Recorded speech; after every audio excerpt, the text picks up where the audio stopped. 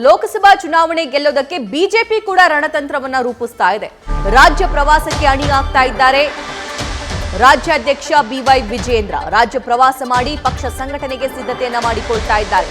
28 MP ಕ್ಷೇತ್ರಗಳನ್ನ ಗೆಲ್ಲುವಂತಹ ಗುರಿ BJP ನಾಯಕರದ್ದಾಗಿದೆ. So ಹಾಗಾಗಿ ಬಿಜೆಪಿ ಮಾಸ್ಟರ್ ಪ್ಲಾನ್ ಮಾಡಿಕೊಂಡಿದೆ. ಮತ್ತೊಂದು ಕಡೆ ಯಡಿಯೂರಪ್ಪನವರಿಂದಲೂ ಕೂಡ ರಾಜ್ಯ ಪ್ರವಾಸವನ್ನ ಮಾಡಿಸೋದಕ್ಕೆ ಬಿಜೆಪಿ ತಯಾರಿ ನಡೆಸ್ತಾ ಇದೆ.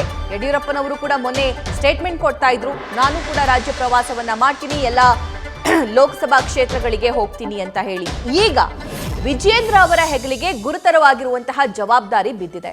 ಅವರು ನೂತನ ರಾಜ್ಯಾಧ್ಯಕ್ಷರಾಗಿದ್ದಾರೆ. ಅವರ ಸ್ಟ್ರಾಟಜಿ ಏನು, ಪ್ಲಾನ್ ಮೇಕಿಂಗ್ ಏನು, ಇದೆಲ್ಲವನ್ನು ಕೂಡ ಸಾಬೀತುಪಡಿಸುವಂತಹ ಟೈಮ್ ಇದು. ಈ ಬಗ್ಗೆ ಮತ್ತಷ್ಟು ಮಾಹಿತಿಯನ್ನ ನಮ್ಮ ಸೀನಿಯರ್ ಪೊಲಿಟಿಕಲ್ ಕರೆಸ್ಪಾಂಡೆಂಟ್ ಮಧುಸೂದನ್ ನೀಡ್ತಾರೆ.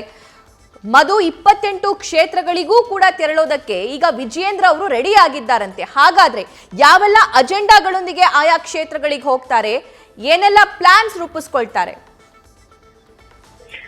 ಸಭಾ ಪ್ರಮುಖವಾಗಿ ಈಗಾಗಲೇ ರಾಜ್ಯ ಪ್ರವಾಸವನ್ನ ಆರಂಭ ಮಾಡಬೇಕಾಗಿರುವಂತಹ ಬಿಜೆಪಿ ರಾಜ್ಯಾಧ್ಯಕ್ಷ ಬಿವೈ ವಿಜೇಂದ್ರ ಅವರು ಸಂಕ್ರಾಂತಿಯ ಬಳಿಕ ತಮ್ಮ ರಾಜ್ಯ ಪ್ರವಾಸವನ್ನ ಆರಂಭ ಮಾಡ್ತಾರೆ. ಈಗಾಗಲೇ ಪಕ್ಷದಲ್ಲಿ ಇರುವಂತಹ ಎಲ್ಲಾ ಪ್ರಮುಖರು ಅಂದ್ರೆ ಮಾಜಿ ಮುಖ್ಯಮಂತ್ರಿಗಳಾಗಿರುವಂತಹ BS ಯಡಿಯೂರಪ್ಪನವರಾಗಿರ್ಬೋದು, ಬಸವರಾಜ ಬೊಮ್ಮಾಯಿ ಆಗಿರ್ಬೋದು, DV ಸದಾನಂದಗೌಡರಾಗಿರ್ಬೋದು, ಎಲ್ಲರ ಪ್ರಮುಖರ ಸಭೆಯನ್ನ ಮಾಡಿದ್ದಾರೆ. ಇನ್ನು 4-5 ತಿಂಗಳಲ್ಲಿ ಎದುರಾಗುವಂತ ಲೋಕಸಭಾ ಕ್ಷೇತ್ರದ ಚುನಾವಣೆಗೆ ಪಕ್ಷವನ್ನ ಸಂಘಟನೆ ಮಾಡಬೇಕು.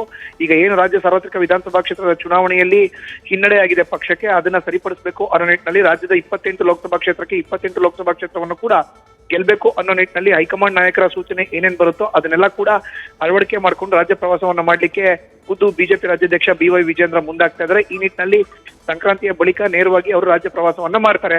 ಬೀದರ್ನಿಂದ ಹಿಡಿದು ಚಾಮರಾಜನಗರ ತನಕ ಇಡೀ ರಾಜ್ಯವನ್ನ ಸುತ್ತಿ ಪಕ್ಷ ಸಂಘಟನೆ ಮಾಡಿ ಅವರ ತಂಡ ಏನ್ ಇದೆ ಪದಾಧಿಕಾರಿಗಳಿಗೆ ಅವ್ರಿಗೆಲ್ಲ ಜವಾಬ್ದಾರಿ ಕೊಟ್ಟು, ರಾಜ್ಯ ಪ್ರಧಾನ ಕಾರ್ಯದರ್ಶಿಗಳಿಗೆ ಜವಾಬ್ದಾರಿಯನ್ನ ಕೊಟ್ಟು ಹಾಲಿ ಸಂಸದರುಗಳ ಭೇಟಿ, ಹಾಲಿ ಸಂಸದರುಗಳ ಬಗ್ಗೆ ಸಮೀಕ್ಷೆ ಮಾಡೋದ್ರ ಮುಖಾಂತರ 2024 ಲೋಕಸಭಾ ಕ್ಷೇತ್ರದ ಚುನಾವಣೆಗೆ ಪಕ್ಷವನ್ನ ಬಲವರ್ಧನೆ ಮಾಡೋರು ಇದ್ದಾರೆ ಅನ್ನೋ ಮಾಹಿತಿ ಇದೀಗ ಲಭ್ಯ ಆಗ್ತಿದೆ. Sabha, thank you Madhu.